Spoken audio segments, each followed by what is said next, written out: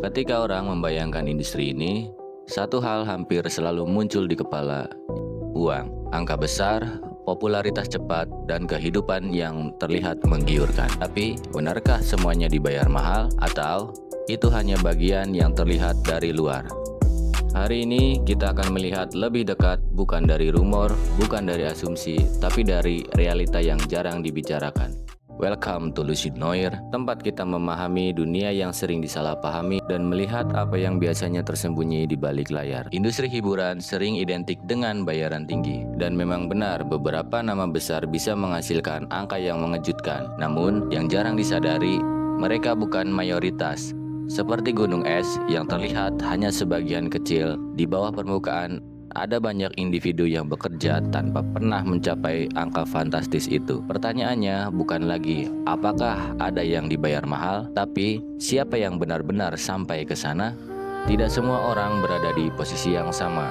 Beberapa faktor yang sering menentukan besar kecilnya penghasilan antara lain tingkat popularitas, permintaan pasar, pengalaman, reputasi profesional, hingga kemampuan membangun personal brand. Dalam banyak kasus, semakin dikenal seseorang, semakin besar nilai yang melekat pada namanya. Bukan hanya soal pekerjaan, tapi soal daya tarik terhadap perhatian publik. Dan di era digital, perhatian adalah mata uang baru. Berbeda dengan banyak profesi lain, karir di industri ini seringkali memiliki jendela waktu yang lebih sempit. Tren berubah, preferensi penonton bergeser, wajah baru terus bermunculan. Akibatnya, potensi penghasilan sering terkonsentrasi dalam periode tertentu. Bagi sebagian orang, ini menjadi peluang besar. Namun, bagi yang lain justru menjadi pengingat bahwa stabilitas tidak selalu datang bersamaan dengan popularitas. Ketika mendengar angka penghasilan, mudah untuk lupa bahwa ada pengeluaran di baliknya. Mulai dari manajemen karir, perawatan diri, relokasi, hingga berbagai kebutuhan profesional lainnya. Belum lagi tekanan untuk terus relevan yang kadang menuntut investasi waktu dan energi yang tidak sedikit. Angka yang terdengar besar tidak selalu berarti jumlah yang sama ketika semuanya dihitung. Dan disinilah perspektif sering berubah. Satu pertanyaan penting jarang muncul dalam diskusi tentang uang. Apa yang terjadi setelahnya?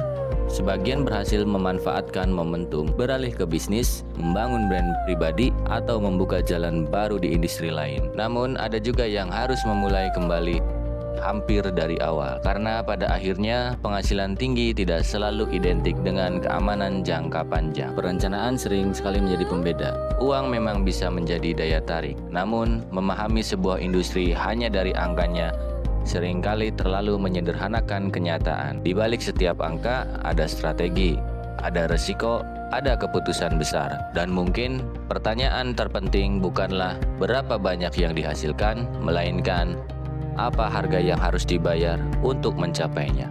Stay curious, see what others don't.